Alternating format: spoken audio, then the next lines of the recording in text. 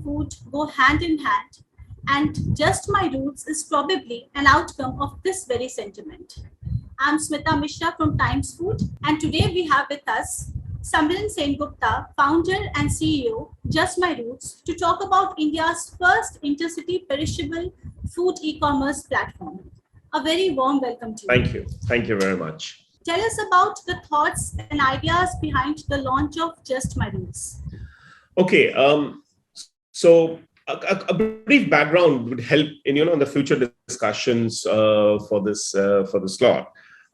So I come from a background where I worked in multinational companies like Reckitt Benckiser and Shell, and so we've been working with multiple different kinds of people and speaking to many different people. In this entire 20 years of my work ex.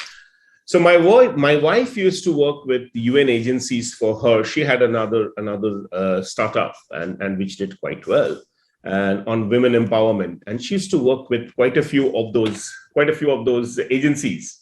And they used to where they had people who were craving for food, and from the cities that they have already visited. Now these are the UN agencies, people traveling across. Then we had lots of our friends. We come into the age group where probably the children. We have friends with children, studying in different cities, going for work, going for other reasons, and then they start getting worried for their health because they don't know what kind of food they are having, right? So that is always the kind of things that stayed there. And let me tell you, we were big foodies, extremely big foodies, and it's a kind of an obligation. We always felt that telling friends, hey, you're going to that city, can you get something for me? Like, for example, if somebody went to Hyderabad, can I get some biryani from there? Or somebody went to Calcutta, the sweets and stuff. So foodies can very quickly connect with what we are trying to talk. So that's where the entire encouragement and the entire thought process came up. So you just said that students who stay in different cities, so they crave for their home food. So they want to order it. So where is your core customer situated? So, and how cost effective it is for them? For those people who are like normal people, not someone who can afford to get food flown from some other city. So that's a very good question. So the core customer group would be, staying in the metros or the tier 1 cities mostly. We are working on the tier 2, so we will see how that works out.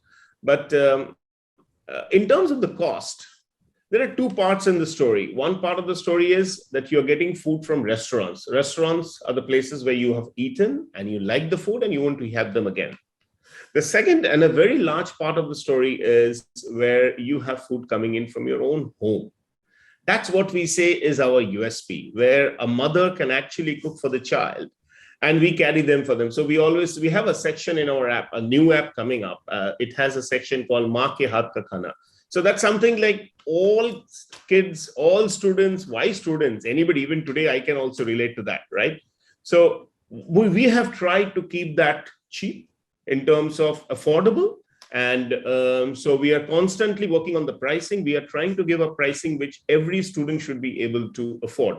Like, for example, an amount of 300 or 350, they get food from their home coming in, and they can have that food for a couple of days. So does that include everything, like 350, 300? Of course, the food cost and plus this. That's it. So once it comes from your home, there is no food cost, right?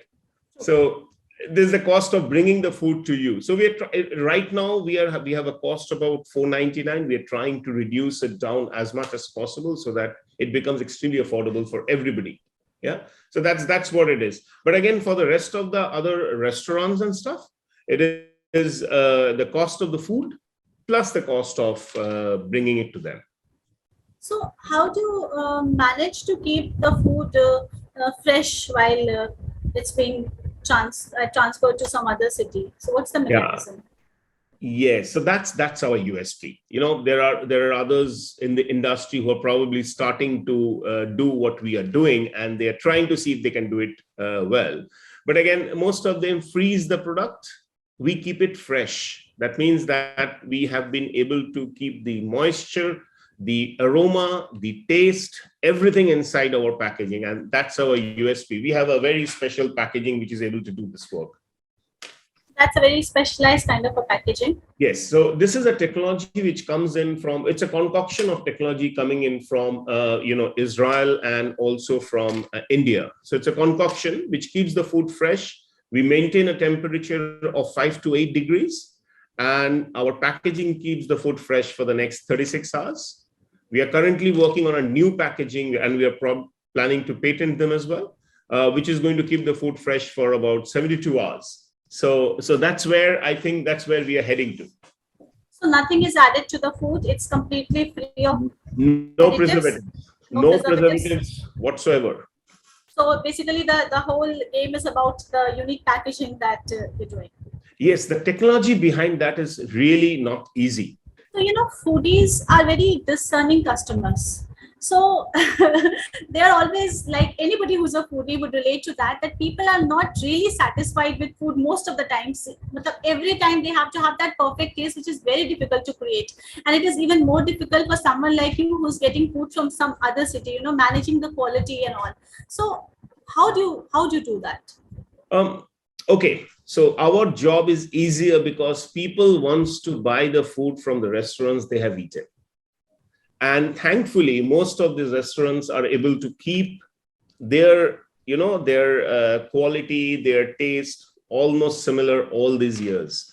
The big thing about us is, for example, if there are three restaurants of a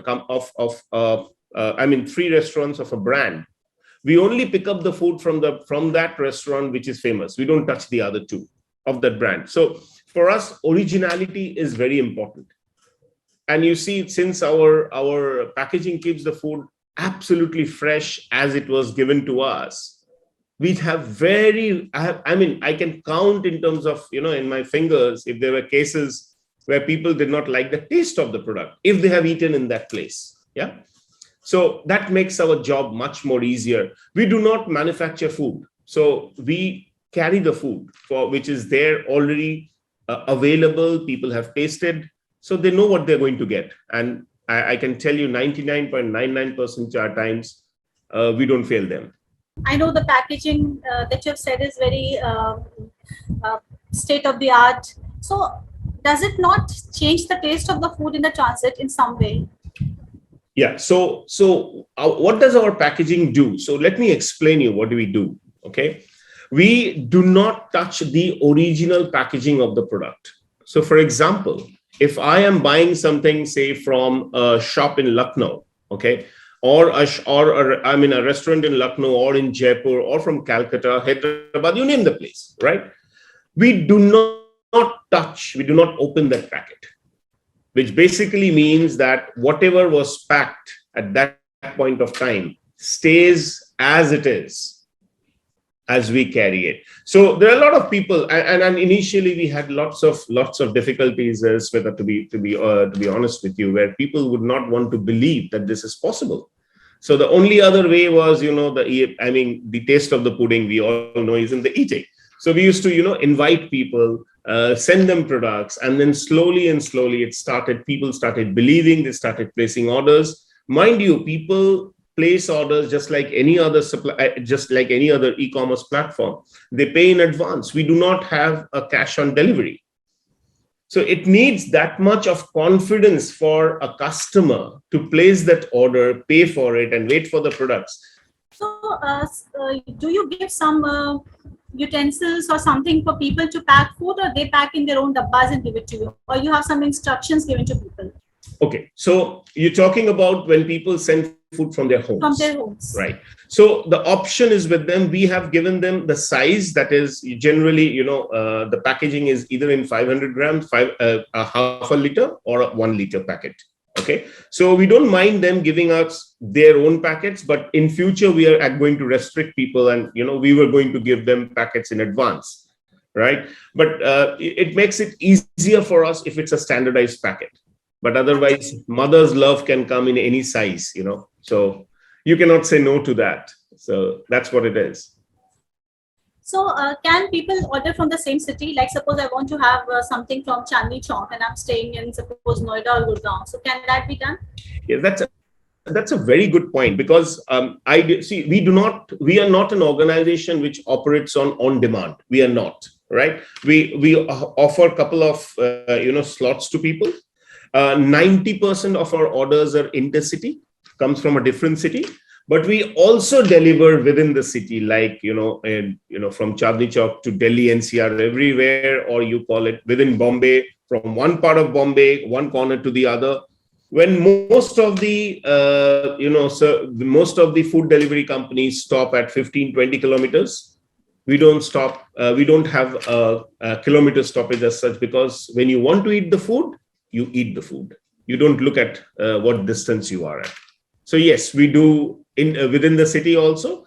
If it's a very small city, too many branches, too many should I say places where they are open, then it does not make sense. But again, if it's a city which has got a single location and people are really craving to eat that, we are always there in those places. Like we have it in Delhi NCR, in Bombay, in Calcutta, in Bangalore, and in Indore, in most of the places.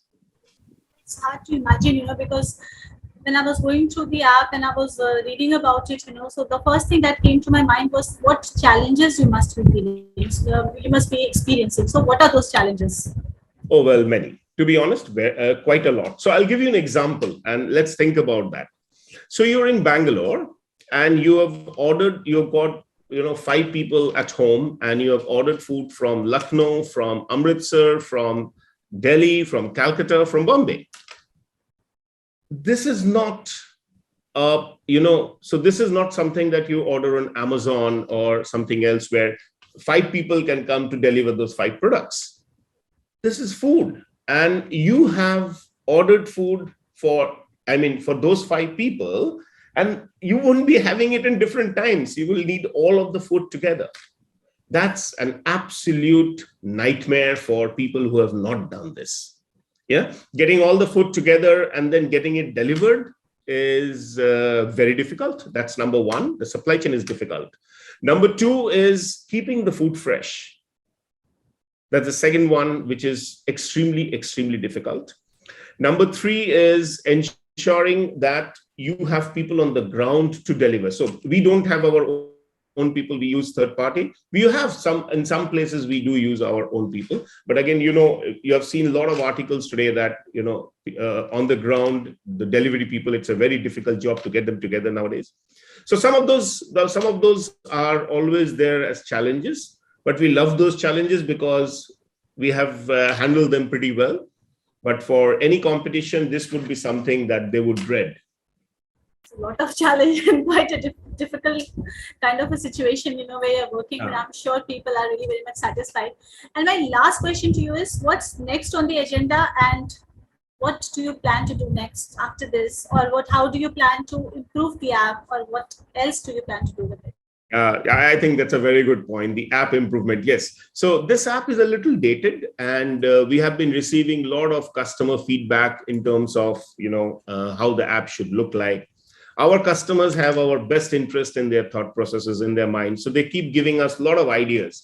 So our team have already looked into them, and we are in the next few days, actually, we are coming up with an absolutely different app and the website. I'm sure people are going to like it. This will help us. This will help us in terms of reaching out to more number of people, to tier 2 and tier 3 as well, because we are improving our supply chain to reach there, our packaging to reach there.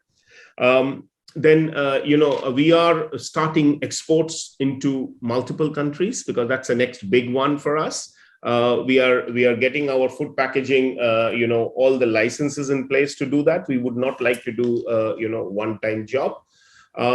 We have a lot of expansion plans in other countries, in Europe and in GCC countries. So in India, we are going to expand very heavily and very quickly as we speak. So overall, a very exciting situation right now for us. Thank you so much, Mr. Sengupta. It was a pleasure connecting with you. And I think the first thing that I'm going to do right now after talking to you is to order food from my hometown. Thanks a lot. Yeah, thank you. It was absolute pleasure talking to you. Thank you so much.